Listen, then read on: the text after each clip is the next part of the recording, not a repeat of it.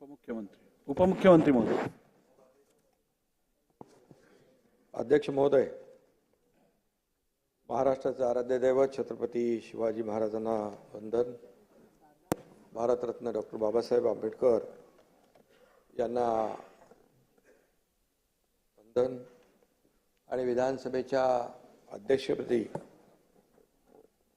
Advocate Rahul Narvekar यांचं पुन्हा बिनविरोध निवड झाल्याबद्दल मी त्यांचं मनपूर्वक अभिनंदन करतो.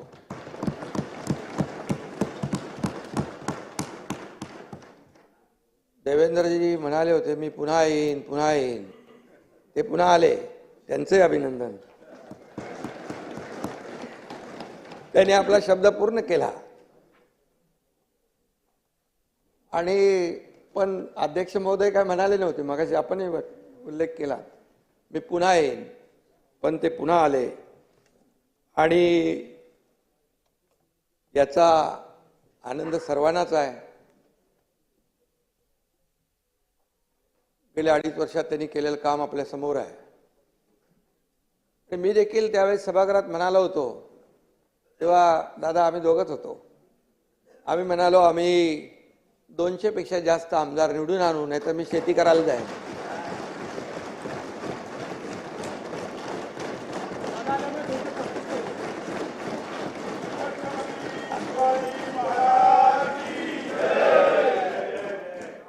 आणि तोही शब्द आम्ही पूर्ण केला.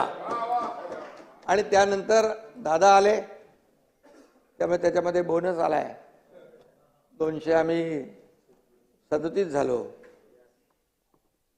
आणि म्हणून खऱ्या अर्थाने शेवटी हे जनता जनार्दनावर असतं. लोकशाहीमध्ये आपण महायुतीला प्रचंड महाराष्ट्रातल्या जनतेने यश दिलं.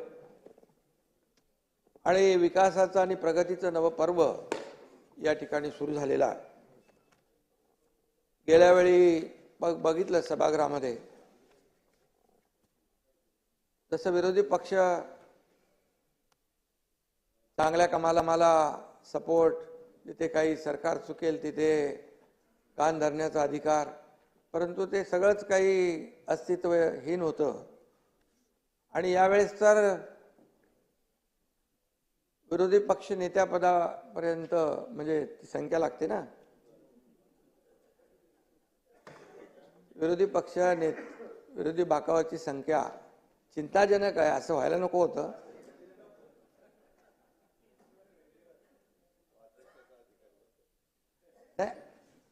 अध्यक्षांचा अधिकार आहे तो. अध्यक्ष त्याच्यावर अभ्यास करतील.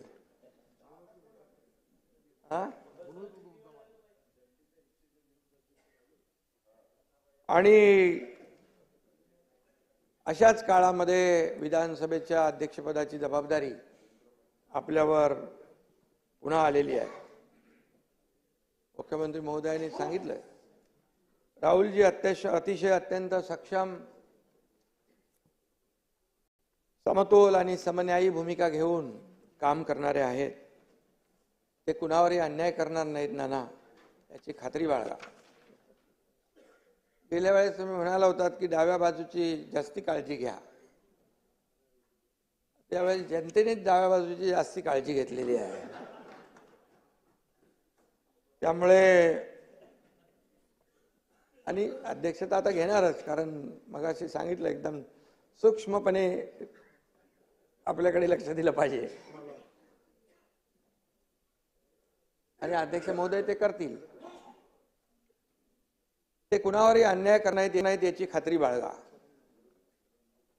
सर्वात तरुण अध्यक्ष हा विक्रम राहुल नार्वेकरजींनी गेल्या वेळेसच तोडलेला आहे.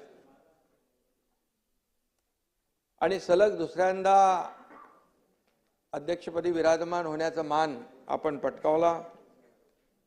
आणि मगाशी त्याची उदाहरणं मुख्यमंत्री महोदयांनी सांगितली. पण बाळासाहेब भारदे यांना तो मान मिळाला होता.